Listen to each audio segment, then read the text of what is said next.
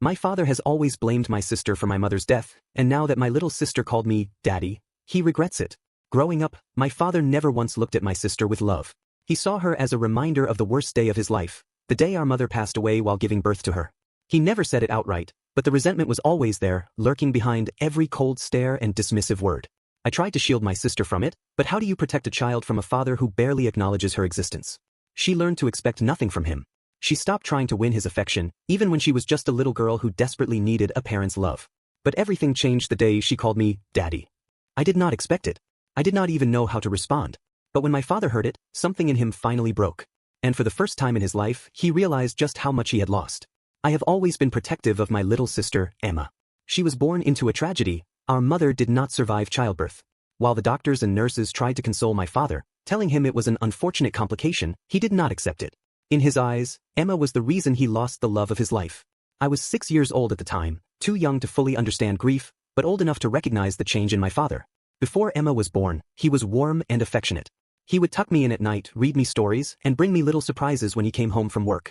But after our mother passed, he became distant, cold, and emotionally absent. Emma never got to know the father I once had. He barely acknowledged her existence. He never celebrated her birthdays, never picked her up when she fell, never comforted her when she cried.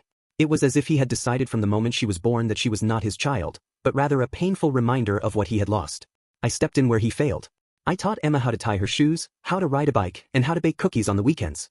I attended her school performances, clapped the loudest, and cheered her on at every milestone. I tried to make up for the love she was missing, but I knew it was not the same. No matter how much I loved her, it could not replace the love of a parent. Emma, being the sweet and hopeful child she was, kept trying to win our father over. She would leave him little drawings on his desk, write him notes saying, "I love you, Daddy," and wait by the front door when he came home from work. But he never reciprocated. Eventually, she stopped trying. The worst part? My father was not cruel in a way that others could see. To the outside world, he was a grieving widower who had to raise 2 children on his own. People admired him. They pitied him. No one saw how he ignored his daughter or how he refused to even say her name unless absolutely necessary.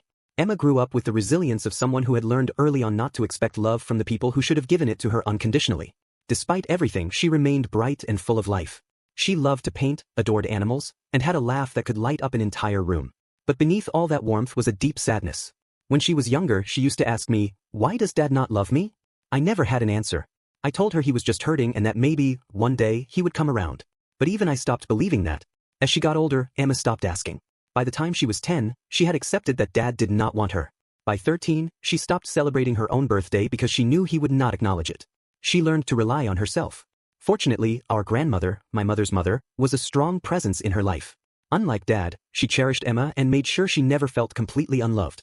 When Emma needed comfort, she ran to Grandma's house, where she was welcomed with open arms.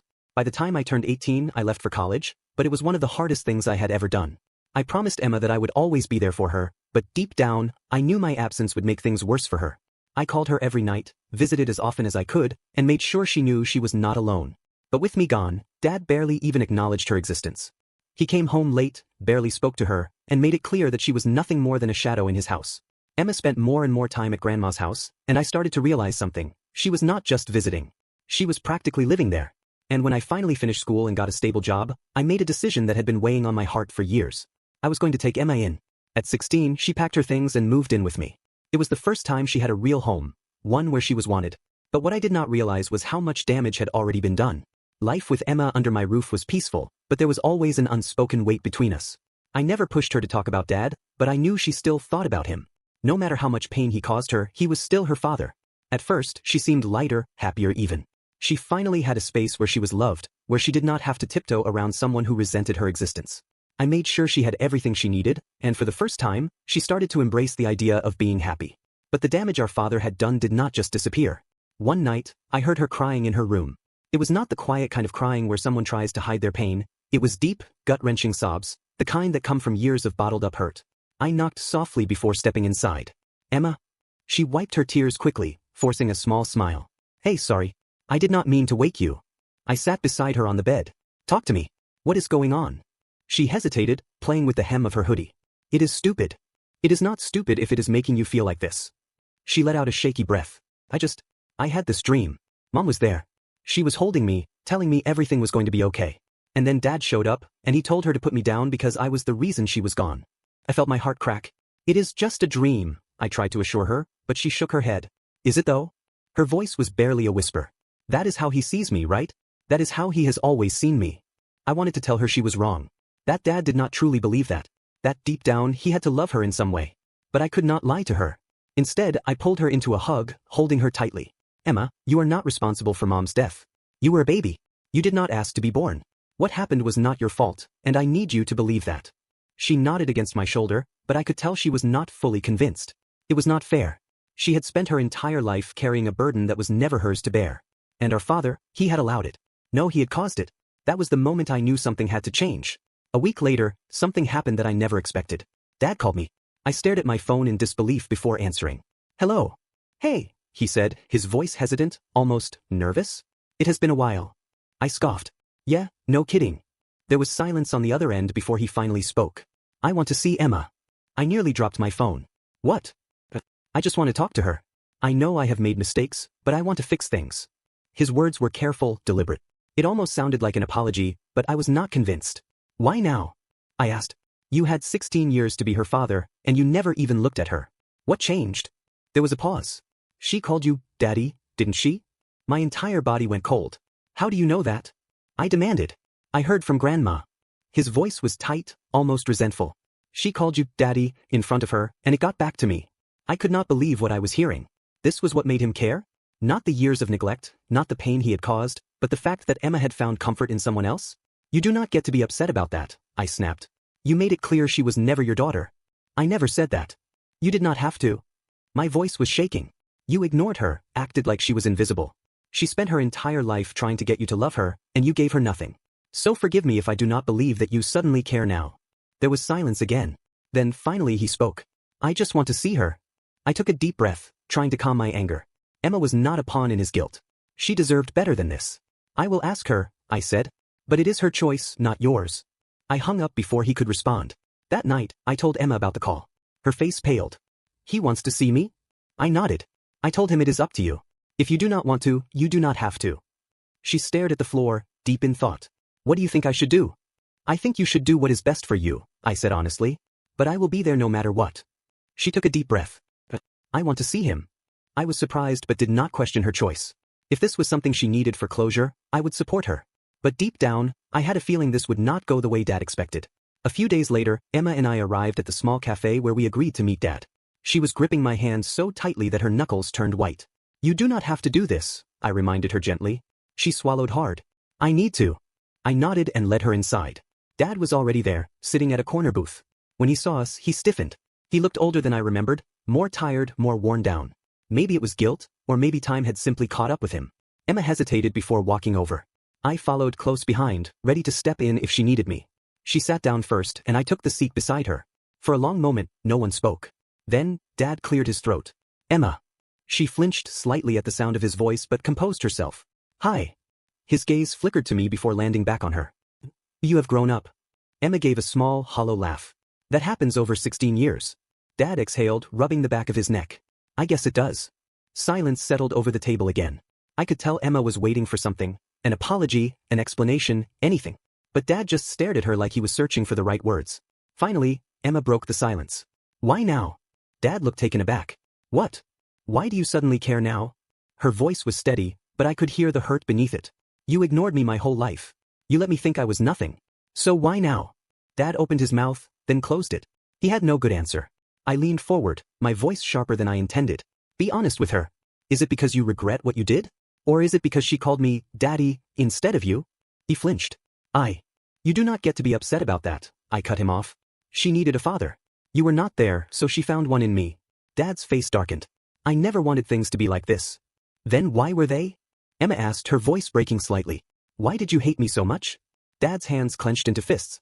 I did not hate you. Then why did you treat me like I was invisible? Emma's eyes were glossy with unshed tears. Why did you let me believe I was the reason Mom died?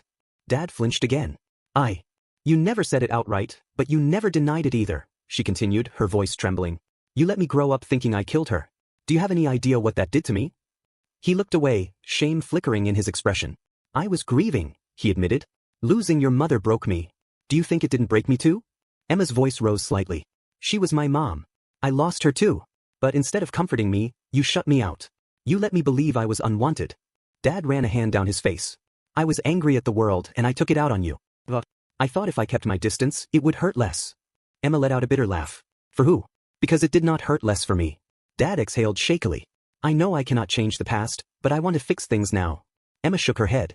You do not get to just decide that now. You do not get to walk in after 16 years and pretend you care. Dad's expression hardened slightly. I am still your father. Emma's eyes turned cold. No, you are not. A father does not abandon his child.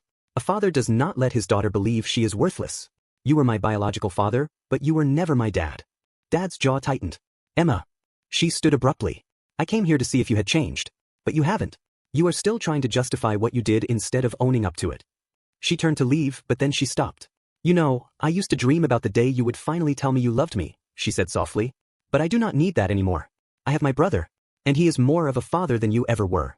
Dad's face fell, but Emma did not give him a chance to respond. She walked out of the cafe with her head held high.